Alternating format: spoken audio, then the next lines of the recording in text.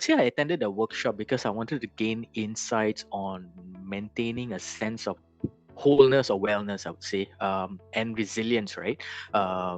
Because I find that life or work life can be very disruptive. On a personal level, I find myself not letting go of the day's work, replaying events in my head and thinking of solutions. The main concern for me was not being present. I think that was my personal time with my family was weakening. It definitely helps in the productivity and being more efficient.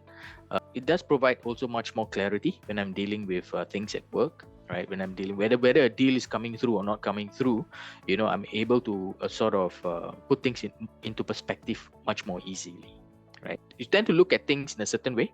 How do you take control of it?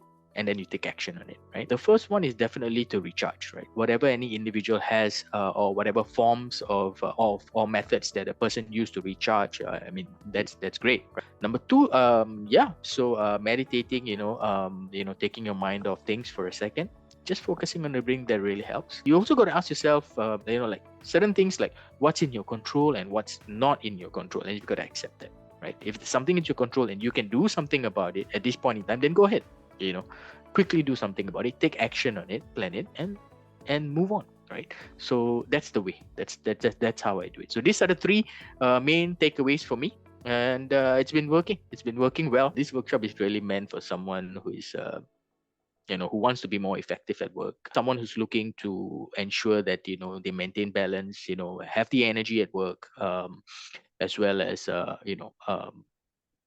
a nice work life balance, someone who's able to recharge the energy, support others in their community, in the office as well.